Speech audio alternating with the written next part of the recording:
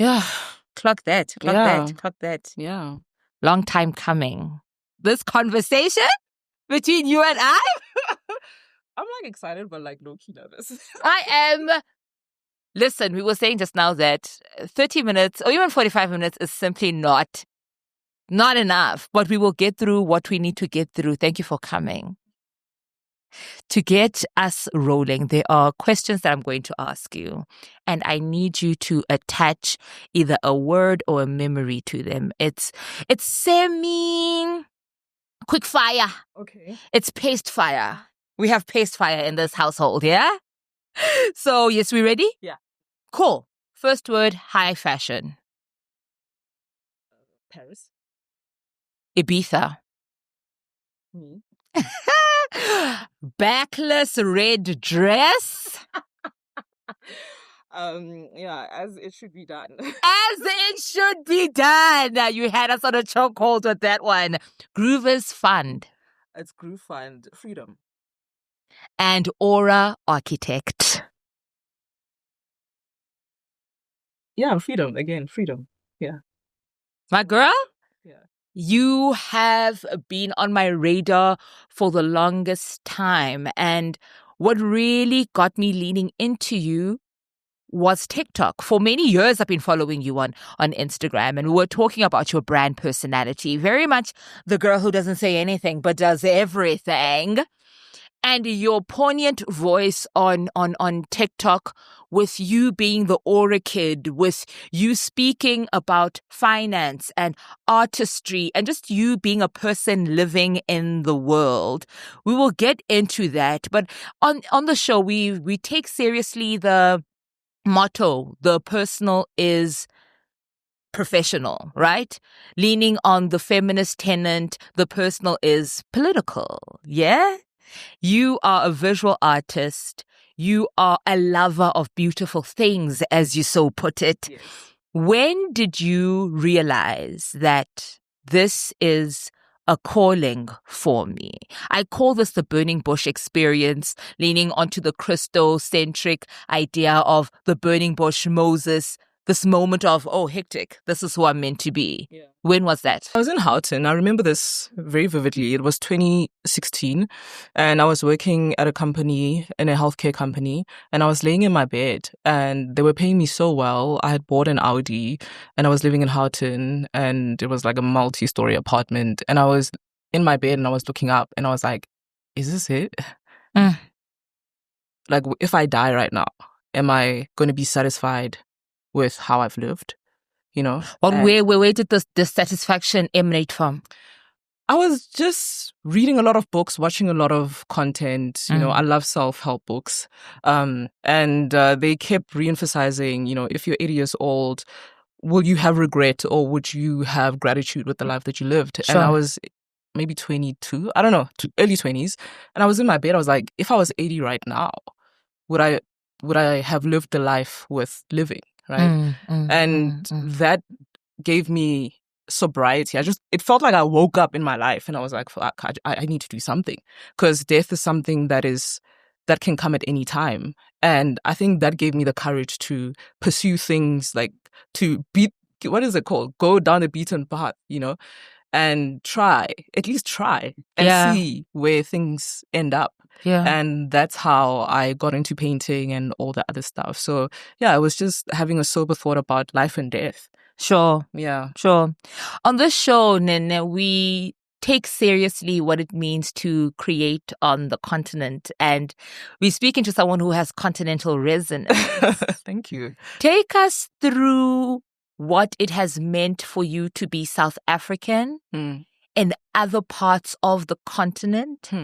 Have you felt the weight, whatever that weight is, good or bad, manifest when in practice in different continents, and how does that look like? Unfortunately, I haven't, because I feel like culturally, as South Africans, we have privilege. I think our talents musically, with fashion, with art, gives us a privilege when we go into other countries. Other countries really love our creative talent. So when you enter those spaces, you're really respected for the things that you contribute. I think if I went into other countries from a different industry, I would have felt the weight of being in those spaces. That is very interesting. Yeah. But with creativity, we are really respected as South Africans when it comes to our creative talent, especially if you take it seriously and you're professional. But I think if maybe I was in politics or if I was, I don't know, other industries, I would have gotten a different reception because I would have been very close to very sensitive issues. But unfortunately, or fortunately, I don't know. But yeah, South Africans are very respected when it comes to creative output. It's so interesting because it's as if you are given a dignitary passport, if you will. Yeah. If you are going into these in other countries, I mean. Yeah. I was speaking to David Adeleke. He's a Nigerian creative. He has this incredible platform called The Communique, where it's conversations on the continent about the creative sector. Lovely newsletter, really poignant ideas of the creative sector. And he was recently here last week, thanks to TikTok. They had a whole conversation series going. And I had a conversation with him afterwards. I'm just like, and I was so embarrassed. I was just like, how has it been in South Africa? You know, knowing the socio-political backdrop that affects how people are received here. I'm always so curious how then people are received in other parts of the continent. And you are saying that because of our creativity, the violence, the stereotypes, the biases that would befall another person who's not a creative but South African don't befall you. So being a creative on the continent is a privilege as South Africa. Yeah. Like, look at how our music unites people, you know. And it's not just music. It's just that music is the loudest medium. But most of our mediums bring people together and they create great memories. And I think that's where the privilege comes from. So it's very unfortunate that we live in a country where like a lot of people are not really nice to people who have come from Nigeria or these spaces. And it is a privilege, honestly, when you go to these spaces and they welcome you so warmly. Yeah. But they do. And, you know, a part of you kind of like recoils a little bit because you're like, I don't deserve this. But also a part of you is like, I worked hard to get here. Sure. So it's it's a very weird space to be in. But I'm sure people in other industries might have a different answer than I do. Yeah. Do tell us the experience of creating in South Africa versus creating in Nigeria. You were in Lagos. How was that? Was there a visceral difference in environments where you're just like, hey, I'm creating from a different place here? I mean, Lagos is very different, like vibrant, you know, intense. But it's also intense because it's a different environment. And I feel like every land has its own mood. And that one is very intense, very loud, very heavy, right? But not in a negative way. Just culturally, there's just a lot going on.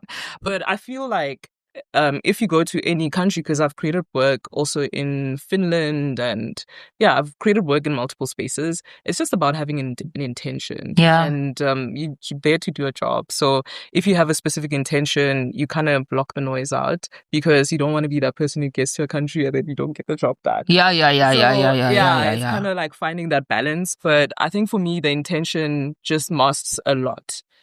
Because I want to respect the people who invite me to go there. And I also want to respect my own integrity and just to give a good job. But yeah, it's an intense space, but I wasn't there for too long, unfortunately. But I'm planning to. I want to go back. Very interested in the idea of, you know, how environments affect creators and how they create. A good friend of mine is just like, I cannot wait for you, Mathabo, to leave South Africa. You create from a different place. She was saying that there are less worries that you have. Like there is a socio-political weight that you don't realize that you carry until you are not in the country. Like you take a walk at night and you're like, damn. What does that even mean? And how does that even affect then your creativity? How does that, because there's no bar, the bar to fear is all the smaller, right? And how does that translate maybe in your work consciously or unconsciously? You know, I remember I was in London and I wanted to take an Uber to go from one point to the other. And when I read the kilometers, it was like 3 kilometers. And when I saw the price, I was like, I could actually walk because I saw everybody walking. But when I'm in Joburg, I could take an Uber that is like 3 kilometers long. And then I started walking and I just saw how people were so free to walk. I just realized that walking is a privilege. I was like, that's crazy. Yeah. You know? Yeah. And I think it made me really focus on what freedom means, because I feel like in a lot of spaces, even though you might feel free, you're actually not, because what do you mean I can't walk 3 kilometers outside of my own house? That's crazy, you know? And it's also sad, but also wonderful to be in that space where you can now take walks at night. I remember after taking that 3 kilometer walk, I got to wherever I wanted to get to and I got out and I was like, I'm going to fucking walk this entire trip. You just walking? I'm just going to keep on walking because I know when I get home, I'm not going to be able to do this. Sure. So I think that's why for me, freedom and confidence, there's such very important themes, because I think they unveil certain parts of yourself. They kind of unveil like a childlikeness. Like you welcome yourself to play. You invite yourself to explore and to be curious. It's so important. And you know, that energy, if you come back from another country, that energy sits with you for a while. Yeah. It doesn't leave you immediately after you land back. So yeah, then you just dive into your work and try to squeeze as much as that feeling as possible to create work that mirrors that energy, you know, just to remind yourself and to remind others. Hopefully when they see that work, they kind of get a sense of that as well. You know? Yeah. Freedom is such an important theme for you when we read your work and when we engage your interviews and your thinking. Why? What happened? What was the thing about freedom for you? I think growing up in a very Christian household, I didn't feel free. You know, I feel like I only found my personality late in my 20s because of that lifestyle.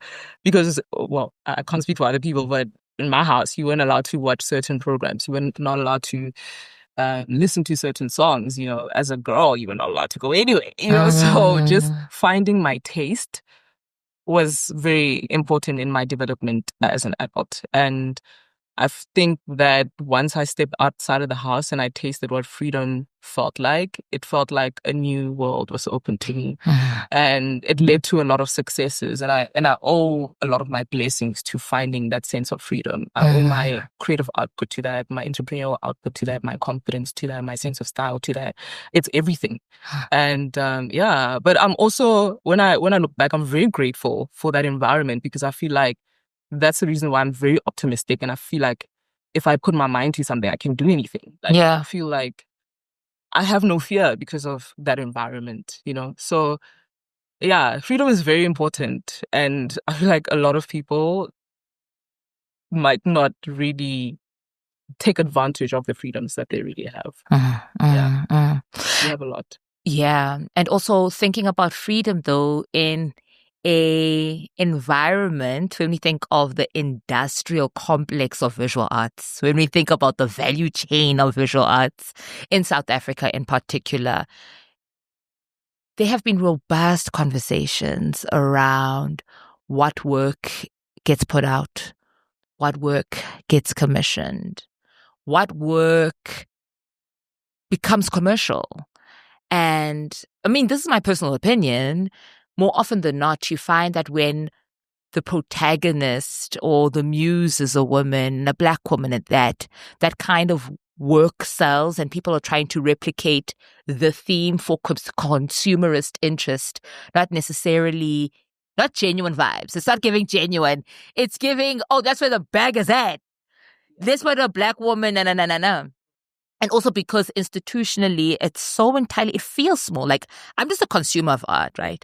It doesn't feel like in and of the visual art space that there is space to explore. It's like there is a kind of pageantry that needs to happen in a particular pool of people who either say yes or no, and that determines your whole career. That's crazy to me. I mean, we understand the constraints of the creative industry as a whole, but like, the way visual art moves is a bit,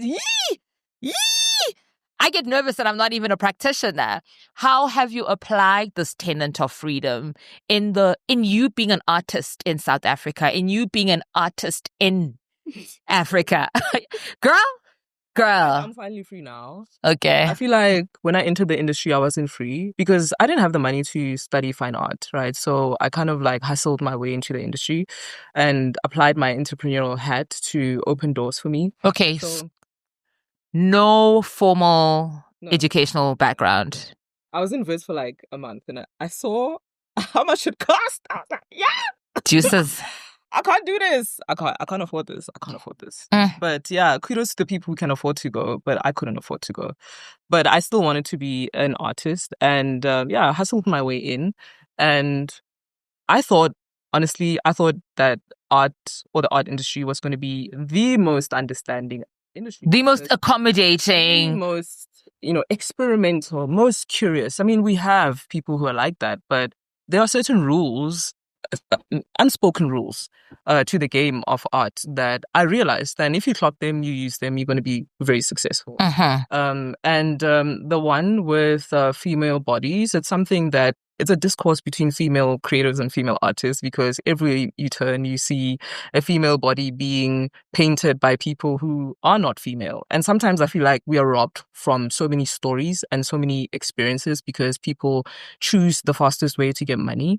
And I feel that because certain conversations are not being had, we are robbed of understanding different perspectives, especially with life experience. Because I feel like art is something that is a window into understanding specific life experiences, especially visual art. It's a great medium where you can understand somebody's perspective of growing up in a township in a parte. You can understand how, being a Black woman, you can understand so many different perspectives, but there are certain subsets of conversations that I feel like we're robbed of because maybe they're not commercially viable or people are scared or people think they're not going to be cool on Instagram if they don't talk about certain things. So art is vulnerable, but I feel like there's a layer of vulnerability that's not being tapped into.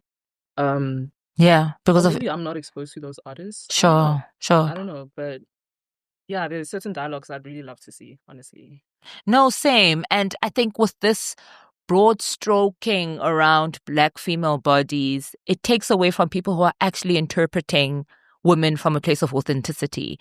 And no one has the metric of authenticity, but we can take or make educated guesses when looking at how particular works are being turned and particular themes are being turned. It's like, okay, cool. Yeah, I know Black women they got it, but I'm kind of interested in other themes as well, bro. Yeah. And also when I'm a deep thinker. So there is a part of the art community that's very like brand aligned where you keep things superficial. And I get that, right? Because you kind of need, you can't be a deep thinker all the time. You have a little bit of fun sometimes. But there are fine art, especially when I learned it in grade 12. Sure. We had to write 3-hour essays.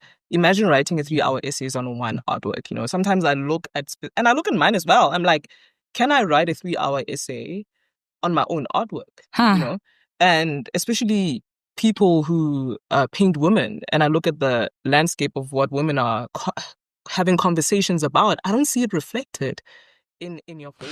Sure. That's something. Because there's so many conversations around women that are happening right now from the perspective of men, from the perspective of women, people choosing not to have children, people choosing to have children, independent women, 50-50. There's so many juicy conversations that are happening in society right now. And I don't see it in the artwork. And I haven't been creating art for a while. I've taken a break, but that's why right now, even my art right now, the women are fully covered. They're boss babes, smoking cigars, being like kingpins. I'm drawing women from that perspective right now because I'm tired of seeing naked bodies of women like we've been seeing them since the Renaissance period. So yeah, just that I haven't been in the studio for a while because I've been focusing on other things, but I would love to see artwork from an artist perspective about 50-50 and being a provider and being submissive. Yeah. I would love to see that shit. But yeah. What is it? Yeah. The most dichotomous of realities, I guess, for me as a woman in South Africa is the idea that women are told that they're gold diggers. But when you look at the stats, 65% of all households are led by women. And these are stats that don't necessarily highlight men who are present in the household, but don't participate in the culture of domestic life, right? We are also looking at this surge, and especially as a woman from the Eastern Cape, it is so ordinary, it's so usual to hear of men who live with the matriarch of the family and just waiting for the matriarch to die because it is culturally set that, you know, they will be next in line as a result of their masculinity. And their sisters are most likely going to get married and change their surnames. We're just waiting for you to die so we can inherit, you know what I mean? The household. So there's what you're saying. There are so many sub-themes. I think the cry is not necessarily to stop talking about women. We're not talking about the superficial erasure. We're not going to the other side of the spectrum here, but we are calling for a thing that we have been calling for since the dawn of time, which is look at us from a place of depth. Yeah. Engage us, not our bodies, engage us as a people. And also, Nene, you mentioned that you are no longer you've taken a sabbatical and you are looking at other businesses. And I'm really interested around the business of creativity, with particularity of moving from creating for impact to creating for income. Okay. So Unene just woke up at Houghton. Damn, am I going to die like this? I want to be an artist. Goes to Wits. Damn, can't afford this. Let me hustle my way around. How did you navigate you exploring your creativity in the context of a business framing? Well, I saw myself as, I don't know if this is cringe to say, but I saw myself as a service provider. Absolutely not. Because I understood that I have a service and a skill, and then I need to give it to people at a great quality, you know, and be professional. And then if I do that enough times, I'm going to earn income. So my positioning was that I have to put myself out there, because I started with Facebook when I was still on Facebook. And then I moved to Instagram. And then when I had maybe 900 followers on Instagram, the South African Mint contacted me, and then I designed coins. And then I kept putting myself out there, even though it was a little bit messy, but I kept putting myself out there, and then it started to attract a couple of opportunities. And then I genuinely, because I didn't have a formalized art background, I just understood business. And business is about customer service, you know, being professional, communicating right, having a quality service, giving people a great experience. That's all I did. And then I just did it over a period of time. And then, you know, I started working with Black Coffee, going to Spain, going to London, exhibiting in New York. That's all I did. It's really not that complicated. It's not complicated, but it's quite contrarian to what we have been taught. I went through the formal education system to get my drama and performance degree and my sociology degree. And listening to you, you're just like, oh yeah, I just did this a few times and it was tried and true. I could replicate this and sell it, and that's that. That's the story. And with institutions of higher learning, I think perhaps there's a level of preciousness that gets in the way of us actually exploring the business of what it is that we're going to do. So by preciousness, I mean I'm really focused about, and in the drama context, I'm really focused about, you know, my breathing, right? And who's written this work, and, you know, what's the arc of the character, and all the important components that make the work. We are flipping and exploring them 1,000 ways, as opposed to also giving time to step back and actually see the product for what it is. Because we're not going to sit here and say that we are creating work for cerebral purposes. We want to be able to monetize as well. But you saying that you have no background, you have no touch point. Zana, you have no touch point.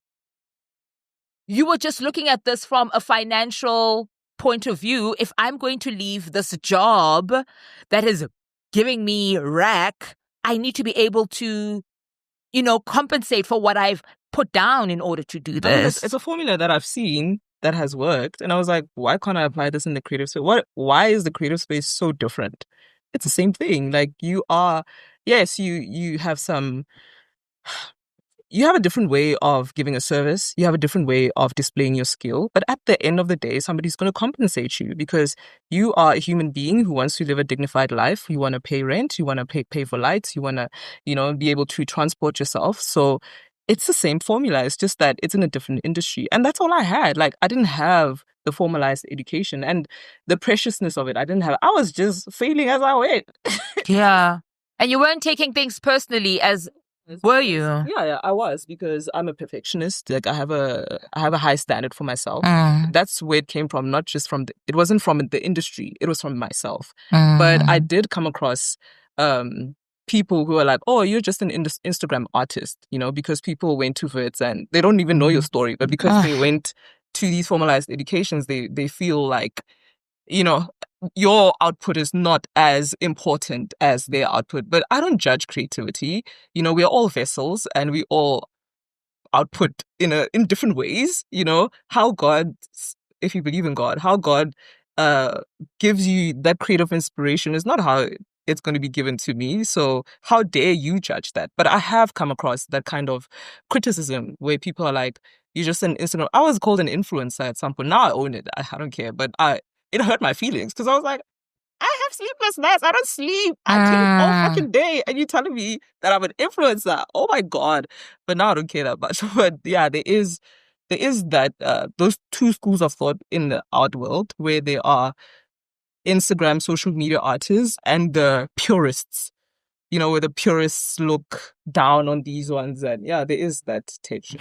I think also what's really shocking as well, because I don't want to lie, I held that perspective as well. Coming from Rhodes University, you think about the hours that you've spent at the institution, the kind of traumas that institutions in and of themselves, because of their colonial inception, how those afflicted you, and the various social, the various psychological, the various sacrifices that you've seen your parents go through in order to be a graduate, right? And it also leans into the bigger South African narrative of this idea that, when you go to university, your university is your way out. Yes, right?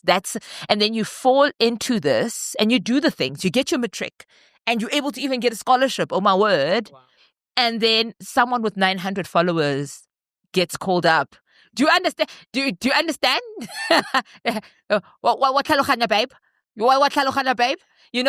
But then at the same time, though, what we're not critiquing, and especially as Black practitioners, is the idea that now the validity of our work needs to get the stamp of approval from these colonial institutions that we claim at times to decolonize. And I think part of the decolonial agenda is for us to rethink spaces of affirmation. Because essentially that's what it's a space of affirmation. It's affirming that you've done the thing, you can do the thing. Really, in essence, right? So what are other spaces of affirmation for creatives, considering the financial barriers to entry into higher education, can we create for ourselves? And also beyond some, you know what I mean? Because especially if you're going to look at art as a spiritual form, there are people who didn't necessarily need look at the koi in the sand, for instance, and the artwork that is created as a means of communication, right? Who affirmed? Community did. Yeah. It was not an institution, it was community, right?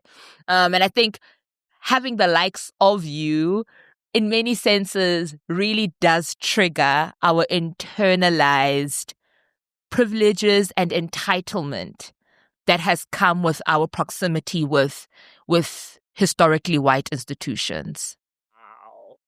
Wow. No, genuinely, I think you are necessary for many reasons where your output is concerned. But the personality, the figure, the person Unene is making us really think about the kind of externalized, entitlements that we have to various industries. Because you invested time and energy into something and you expect a return on your investment. Valid. Yeah. I just feel like affirmation is something, one, that has to come from you, but also there is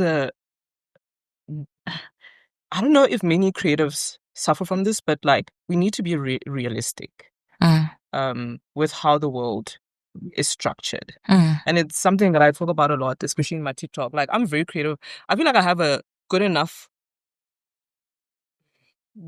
talent in my right brain as I do in my left brain. Sure. So I think we need to understand that if you're going to live in an economical system, you have to play the game of the system. Sure. It is not fair.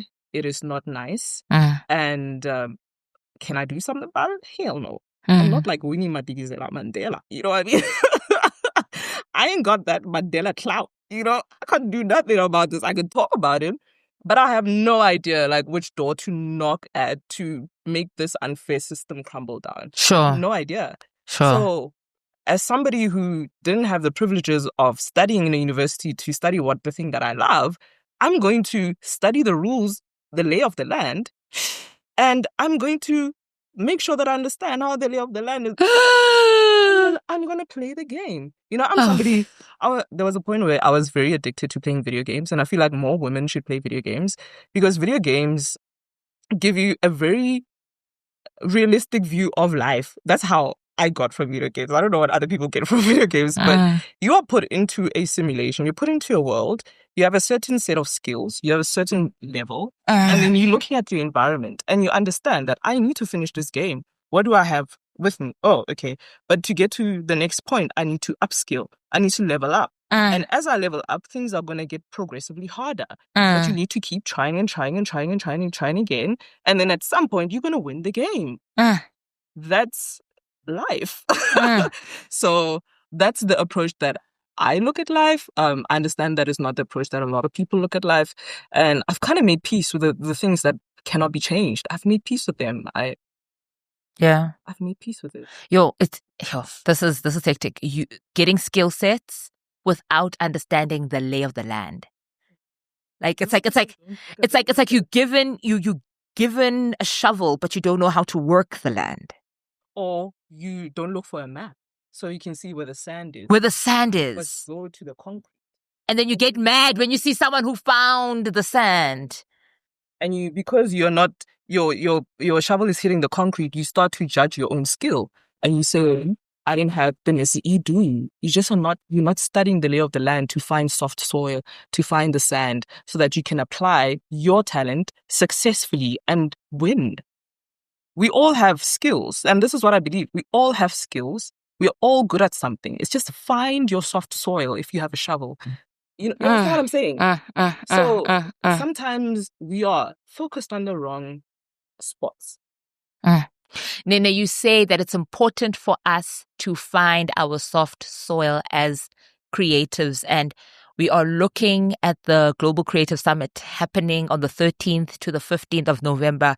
We are so excited to have you on as a panelist. So excited to have you on. What conversations are you in particular hoping that the summit drives, and what are you intending to come to the conversation with? I'm excited about technology. I'm very obsessed with technology. I'm learning how to code right now. I'm building apps, and I think that we live in a very interesting time where creators might feel like technology might rob them of opportunity, but I think it just needs a different perspective with how to define this new wave of technologies and AI that are entering our sphere of operations. So I'm very excited about that. I think talking about technology, talking about the disruption of AI and how it can literally change your life. There's certain conversations right now that I'm listening to where they're saying that we live in a society where we can possibly have a $1 billion dollar business owned by one person because of the types of tools that are around. So yeah, it needs a specific kind of mindset, and maybe that's why I'm also like in app building world. I don't know, but yeah, I think creatives are the next wave of extremely successful people. They just need to apply their minds in a particular way. Yeah, that's it. Yeah, and the Global Creative Summit is a summit that has been organized. Well, the inception of it comes from a creative's point of view, and it is for creatives. How important is it in your view, Nene, to really build environments as creatives for ourselves and not constantly looking for institutions or, state-driven engagements? How important is it for you, in your view? I mean, it's only important if the environment is a optimistic one. That's the only time where I feel like an environment counts. An environment for environment's sake, for me, I'm not really interested. But if the environment is problem solving, it is positive, it has like a founder mentality where it wants to create solutions, it wants to be valuable in the environment that it's in, it wants to be ambitious. Yeah, I want to be in those kinds of circles, not just for community's sake and we just chat. And we trauma bond, essentially. No, I want people who are looking like 10 years ahead, 5 years ahead, and seeing how they can use what they have right now in order to adapt so that when 5 years, 10 years pass, they're ready. They're riding that wave and not being like, oh, the wave is consuming us, Yeah. When you hear the tagline, Visa to the World, Passport to Possibility, what comes to mind? I mean, there's an Amex design competition I won, so I kind of like... I kind of remember that. It's very interesting how the things that I am always involved in are around money. It's very interesting. Yeah, it's very interesting. But I feel like it taps into the theme of freedom again. Money is freedom, and financial literacy is something that is very important. But that financial literacy that I'm learning now is that it needs to be coupled with your belief that your future is going to be a good one. Believe that your future is going to be a good one. No financial literacy is going to get you out of the hole that you're in, So, yeah, Visa to the World, yes, but also have faith that your future is one that is a great one so that, you can try and apply these skills and these coins in a way that makes your life prosperous. Yeah. So coming together on the 13th to the 15th of November is in many senses an act of faith that our industry is worth investing in. And we are worth investing in each other and in systems that make us work effectively. Yeah? One last question. When we are coming together as a continent, I think it's very important to think about the systems that hold us. We can create the foray and the hype of Izani, we are here. But when we are together, when we do gather, how do we engage one another? On a racial level, on a gender level, sexual orientation, economic backgrounds, and all these systematic oppressions that will show themselves when we are together, right? The joy of gathering doesn't necessarily erase the challenges, systematic and very specific to Africa. What are you hoping if you had a magic wand and you're just like, these 10 continents, these 10 countries have gathered, of which there are 10 countries coming, clock there. They've gathered. What's one thing I wish for them on a systems level?